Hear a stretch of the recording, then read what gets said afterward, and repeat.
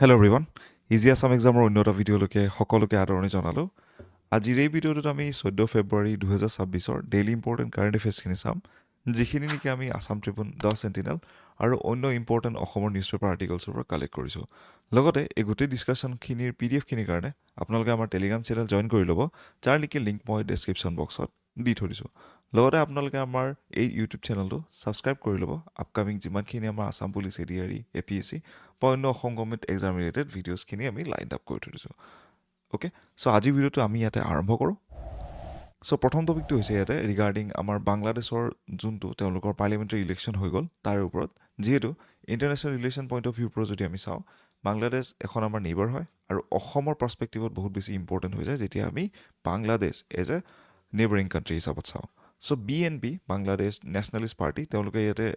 Bangladesh parliamentary election তেওঁলোকে জিকিলে and return to power after 20 years 20 বছৰ পাছত তেওঁলোকে ইয়াতে চৰকাৰ গঠন কৰিব দ্য বাংলাদেশ নেশ্যনেলিষ্ট পাৰ্টি তেওঁলোকে ইয়াতে ছিকিউৰ্ড কৰিছে এটা landslide victory with more than a 2/3 majority in the Bangladesh 13th parliamentary election so' এইটো 13তম তেওঁলোকৰ ইলেকশ্যন আছিলে য'ত নেকি তেওঁলোকে প্ৰায় 2/3 মানে 3/2 ভোটেই তেওঁলোকে পাইছে বা ছিটছ তেওঁলোকে পাইছে the BNP won around 209 out of 297 seats marking its return to power after a gap of 2 decades right so' 297খন আসনৰ ভিতৰত প্ৰায় 209খন আসনেই ইয়াতে BNP বাংলাদেশ নেশ্যনেলিষ্ট পাৰ্টিয়ে পাইছে আৰু প্ৰায় 20 বছৰৰ পাছত এওঁলোকে পাৱাৰত আহিছে the elections were held after period of political vacuum instability and fragile security following the fall of the Sheikh Hasina's 15-year rule in the August 2024 চ' শ্বেইখ হাছিনা তাৰ আগত 15 বছৰ শাসনকাল তেওঁৰ আছিলে আৰু আগষ্ট 2024ত তেওঁৰ যেতিয়া ইয়াতে গুচোৱা গ'ল বাই দি ষ্টুডেণ্ট প্ৰটেষ্ট তাৰপিছত যিহেতু এটা অনিশ্চয়তা বা ইনষ্টেবিলিটি ভেকিউম এটা ক্ৰিয়েট হৈছিলে চ' তাৰ পিছত এই এটা ষ্টেবল গভৰ্ণমেণ্ট আমি ইয়াতে দেখা পাইছোঁ so' Jamaat-e Islami considered to be close to Pakistan emerge as the second largest force winning around 68 seats right so' Jamaat-e Islami যোনটো পাৰ্টি আৰু এলিজেডলি এইটো পাকিস্তানৰ প্ৰক্সিমিটি যাৰ লগত আছে তেওঁলোকে প্ৰায় ইয়াতে 68টা ছিট ইয়াতে পাইছে the Awami League was barred from contesting the election যিহেতু আমি যোৱাকালিৰ আৰ্টিকলটোতো ডিছকাশ্যন কৰিছিলোঁ যে আৱামী লীগ যোনটো শ্বেখ হাছিনাৰ পাৰ্টি আছিলে সেইটো ইয়াতে বেন কৰা হৈছে এই ইলেকশ্যনত পাৰ্টিচিপেশ্যন বা প্ৰতিদ্বন্দ্বিতা কৰাৰ পৰা the Paul recorded A voter turn of around 59.44% য'ত নেকি প্ৰায় 59.44% মানুহে ভোট দিলে আৰু তাৰ লগতে BNP লিডাৰ তাৰিক ৰহমান ইয়াতে নতুন প্ৰাইম মিনিষ্টাৰ হ'ব প্ৰথমবাৰৰ বাবে ৰাইট যোনে নেকি ৰিপ্লেচ কৰিব যোনজন ইণ্টাৰিম গভৰ্ণমেণ্টৰ লিডাৰ আছিলে মহম্মদ ইউনিছক BNPয়ে আগতে বাংলাদেশত চৰকাৰ গঠন কৰিছিলে 2001 চনৰ পৰা 2006 চনলৈকে তাৰপিছত 2026 চনত এওঁলোকে এতিয়া ৰিটাৰ্ণ কৰিছে অ'কে চ' নেক্সট টপিকটো হৈছে গুৱাহাটী হাইকোৰ্ট ক্লিয়াৰিং দি মা কামাখ্যা এক্সেছ কৰিডৰ প্ৰজেক্ট চ' মা কামাখ্যা যোনটো আমাৰ এক্সেছ কৰিডৰ বা দিব্যলোক পৰিযোজনাৰ এটা প্ৰজেক্ট এটা অনা হৈছিলে আৰু এই প্ৰজেক্টটো ইনস্পায়াৰ্ড আছিলে কাশী বিশ্বধাম যোনটো আমাৰ কৰিডৰ অলৰেডি বনোৱা গৈছে বাই দি চেণ্ট্ৰেল গভৰ্ণমেণ্ট চ' তাৰে পৰা ইনস্পায়াৰ্ড হৈ কিনে এই গোটেই প্ৰজেক্টটো অনা হৈছিলে বাট ইয়াতে কিছুমান কমপ্লিকেচিজ আছিলে ৰিগাৰ্ডিং এক্সেচিবিলিটি বা ইয়াতে ইনফ্ৰাষ্ট্ৰাকচাৰেল ইছ্যুজ বহুতখিনি আছিলে চ' সেইখিনি এড্ৰেছ কৰাৰ কাৰণে ইয়াতে গুৱাহাটী হাইকোৰ্টে এপ্ৰুভ কৰিলে অসম গভৰ্ণমেণ্টক যে কামাখ্যা এক্সেছ কৰিডৰ যোনটো আছে আমাৰ মা কামাখ্যা শক্তিপীঠত সেইটো ইয়াতে কৰিবৰ কাৰণে অসম গভৰ্ণমেণ্টক ইয়াতে প্ৰচিড কৰিবলৈ অনুমতি দিছে the court observe that the research materials and expert reports did not raise any red Flags বা তাতে কোনো ধৰণৰ কমপ্লিকেচি নাই বুলি ৰিচাৰ্চ মেটেৰিয়েলছখিনি ইয়াতে প্ৰকাশ কৰিছে regarding the concern about the damage to the temple or underground springs as well okay তাৰ লগতে the national institute of hydrology ৰুড়কীয়ে এই গোটেই ষ্টাডিটো কৰিছিলে তেওঁলোকক এছাইন কৰা হৈছিলে লগতে hydrological and geophysical impact of the project যিখিনি হ'ব পাৰে সেইখিনিৰ ওপৰত তেওঁলোকে ইয়াতে প্ৰতিবেদন হাইকোৰ্টত দাখিল কৰিছিলে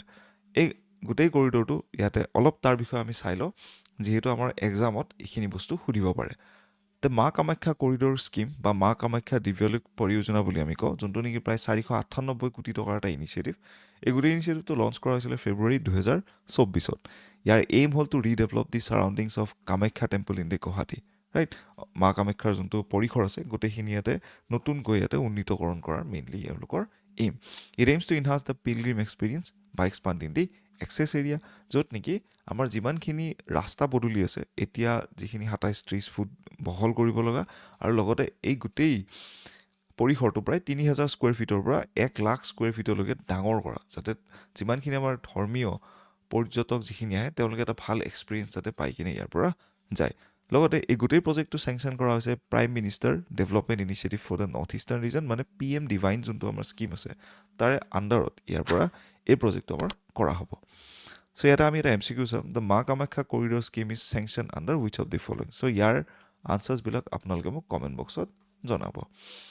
চ' তাৰপিছত আহে আমাৰ নেক্সট টপিকটো, য'ত নেকি কৈছে the Assam state film awards 2020-21 ইয়াতে এনাউন্স বা ঘোষণা কৰা হৈছে। চ' বেলকনিত ভগৱান নামৰ যোনখন ছবি আছে, the god in the balcony, এখন ইয়াতে তেওঁলোকে এইটো বঁটা পাইছে ৰূপকোঁৱৰ জ্যোতিপ্ৰসাদ আগৰৱালা, যোনটো নেকি দিয়া হয় বেষ্ট ফিল্মখনৰ কাৰণে। সৰ্বশ্ৰেষ্ঠ যোনখন ইয়াতে আমাৰ বোলছবি হ'ব সেইখনক দিয়া হয়, আৰু এইখন আহিছিলে 2020 চনত, যিহেতু বঁটাৰ যোনটো কাল আমাৰ 2020ৰ পৰা 21ৰ ভিতৰখিনি দিয়া হৈছে। চ' Shabda Nishabda Kolahal right was adjudged the best film for 2021। So' 2021ৰ কাৰণে শব্দ নিশব্দ কোলাহল এই ফিল্মখনক দিয়া হৈছে বেষ্ট ফিল্ম হিচাপত। তাৰ লগতে শ্বৰ্ট ফিল্ম কেটেগৰী বা চুটি যিখিনি আমাৰ বোলছবি আছে সেই কেটেগৰীটো কুমু, যোনখন নেকি আকাংক্ষা ভাগৱতীয়ে দিছে, তেওঁ ডাইৰেক্ট কৰিছিলে। এই গোটেই ছবিখনক ইয়াতে বঁটা দিয়া গৈছে নিপ বৰুৱা এৱাৰ্ড 2020। লগতে শগুন উৎপল বৰপূজাৰী তেওঁ দেৱে যোনখন এই চিনেমাখন আনিছিলে, তেওঁক ইয়াতে নিপ বৰুৱা এৱাৰ্ড দিয়া হৈছে 2021ৰ কাৰণে ৰাইট। লগতে ডকুমেণ্টাৰী কেটেগৰীত ইয়াতে দিয়া হৈছে স্ক্ৰিমিং বাটাৰফ্লাই বাই আইমি বৰুৱা, তেওঁ এইটো বঁটা পাইছে আমাৰ নৰেন বৰুৱা এৱাৰ্ড। লগতে ব্ৰেকিং দ্য চাইলেঞ্চ বাই পাৰ্থজিৎ বৰুৱা, এওঁ নৰেন বৰুৱা এৱাৰ্ড পাইছে 2021ৰ কাৰণে, আইমি বৰুৱা পাইছিলে 2020ৰ কাৰণে। লগতে আছাম ষ্টেট ফিল্ম এৱাৰ্ডছ এওঁলোকে ইয়াতে ৰিকগনাইজ কৰিছে প্ৰায় 40টা কেটেগৰীত for the years 2020 and 21 right. আৰু তাৰ লগতে গভৰ্ণমেণ্টে ইয়াতে এনাউন্স কৰিছে প্ৰায় 50 লাখকৈ টকা টোটেল 10টা বেনিফিচিয়াৰীলৈকে, য'ত নেকি মিনি চিনেমা হল ইয়াতে ছেট আপ কৰিবৰ কাৰণে স্কিমছ পাতিত আণ্ডাৰত ফাইনেন্স কৰা হ'ব ৰাইট। এই গোটেই ইনিচিয়েটিভটোৱে অসমৰ যোনটো ৰিজনেল লেংগুৱেজ চিনেমা বা থলুৱা যিখিনি আমাৰ বোলছবি আছে সেই গোটেইখিনিৰ মুভমেণ্টটো ইয়াতে ভালেখিনিও সবল কৰিব। The Rupkonwar Jyotiprasad Agarwala award is associated with which category of the Assam state film awards. So' ইয়াৰে আনচাৰ্ছবিলাক আপোনালোকে মোক কমেণ্ট বক্সত জনাব। ঠিক আছে, চ' আমি নেক্সট টপিকটোলৈকে যাওঁ। এই টপিকটো MCQ অৰিয়েণ্টেড আমাৰ টপিক নহয়, ইট ইজ মোৰ of A discussion oriented topic, যাৰ পৰা নেকি আপোনালোকে ষ্টেটমেণ্ট বেছ কুৱেশ্যনবিলাক যেতিয়া আহে in terms of,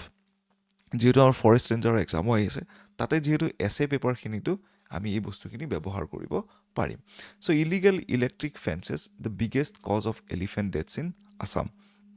illegal electric fence মানে কি, আমাৰ যিমানখিনি ডিষ্ট্ৰিক্টছ আছে য'ত নেকি আমি দেখা পাওঁ হাতী মানুহৰ সংঘাত বেছি, তেনেকুৱা এৰিয়াত আমি কি দেখা পাওঁ, বহুতখিনি জেগাত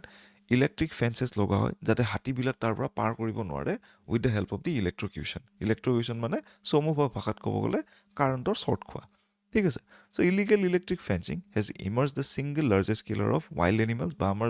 বন্য যিখিনি হাতী আছে হস্তি, তেওঁলোকে ইয়াতে যিখিনি তেওঁলোকে মৃত্যুবৰণ কৰিব লাগে তাৰ কাৰণে সকলোতকৈ ডাঙৰ কাৰণ হৈছে ইলিগেল ইলেক্ট্ৰিক ফেন্সেছ, য'ত নেকি প্ৰায় 2019-20 আৰু 2023-24 মাজত প্ৰায় 55টা হাতী এতিয়ালৈকে নিহত হৈছে। আৰু তাৰ লগতে লাষ্ট 25 বছৰত প্ৰায় 200টা হাতী আমাৰ ইয়াতে ইলেক্ট্ৰকিউশ্যন বা শ্বৰ্ট খোৱাৰ কাৰণে ইয়াতে ঢুকাইছে। এই গোটেই কাৰকবিলাক হ'ল the illegal high voltage electric fence in the tea gardens আৰু ফাৰ্মলেণ্ডছত ৰাইট, চাহ যিমানবিলাক আমাৰ বাগিচা আছে, লগতে ল' হেংগিং হাই টেনশ্যন পাৱাৰ লাইনছ ৰাইট, বিজুলী বিভাগৰ ফালৰ পৰা যিমানবিলাক হাই পাৱাৰ লাইন থাকে সেইবিলাকৰ যদি তললৈকে নামি আহে তেতিয়া আমি হাতী তাতে ঢুকুৱা দেখা পাওঁ। প্ৰায় 2023 আৰু 25 বৰ্ষৰ ভিতৰত সকলোতকৈ হায়েষ্ট আমি ইয়াতে হিউমেন এলিফেণ্ট কনফ্লিক্ট বা হাতী মানুহ সংঘাত ইয়াতে দেখা পাইছোঁ। ইয়াতে সকলোতকৈ ওপৰত হয় তামোলপুৰ ডিষ্ট্ৰিক্ট, তাৰপিছত ওদালগুৰি আৰু যিমানখিনি আমাৰ নৰ্থ বেংক এৰিয়া বা উত্তৰ যিখিনি ভাগ আছে ব্ৰহ্মপুত্ৰৰ সেইখিনিত আমি বেছিকৈ দেখা পাওঁ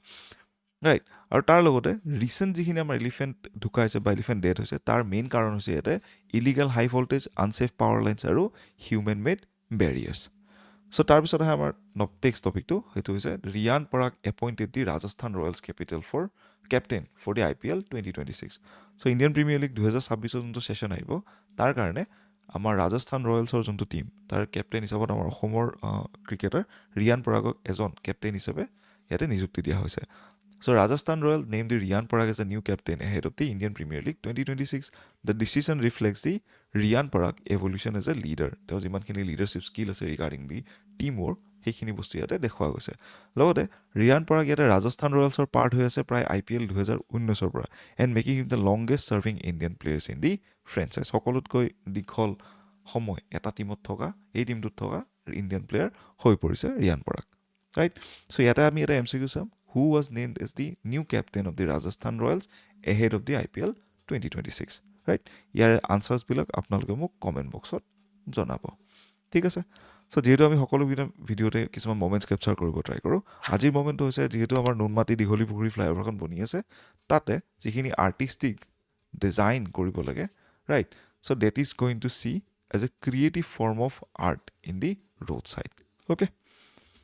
চ' যোৱাকালি MCQখিনি আমি চাম আৰ্টিকেল 324 পৰা 329লৈকে আমাৰ কনষ্টিটিউশ্যন কিহৰ বিষয়ে থাকে that is the option C election commission আৰু ইলেকশ্যনছৰ বিষয়ে তাৰপিছত the primary objective of industrial code amendment bill 2026 হৈছে option C provide legal clarity on continuity and repeal of certain labour laws okay তাৰপিছত আহে আমাৰ question number 3 under the MRFA project how many Rafale jet should be delivered in a flyaway condition ইয়াৰ answer হ'ব option C 18খন Rafale jets ঠিক আছে চ' আজিৰ ভিডিঅ'টো ইমানখিনি আছিল আশা কৰোঁ এই গোটেই ভিডিঅ' ডিছকাশ্যনৰ পৰা আপোনালোকৰ প্ৰিপেৰেশ্যন ভালেখিনি সহায় হ'ব লগতে এই গোটেই ডিছকাশ্যনৰ PDFখিনিৰ কাৰণে আপোনালোকে আমাৰ লিংকত দিয়া তলত দিয়া লিংকত গৈ কিনে আমাৰ টেলিগ্ৰাম চেনেল বা এই QR কোডটো স্কেন কৰি কিনে আমাৰ টেলিগ্ৰাম চেনেলত গৈ এই PDFখিনি ডাউনলোড কৰিব পাৰে আৰু টেলিগ্ৰাম চেনেল জইন কৰিব পাৰে লগতে আমাৰ চেনেলটো ছাবস্ক্ৰাইব কৰি ল'ব upcoming Assam police ADR APSC আৰু অন্য অসম গভৰ্ণমেণ্ট এক্সামিনেশ্যন ৰিলেটেড ভিডিঅ'ছবোৰৰ কাৰণে ঠিক আছে so' thank you everyone have a very good day head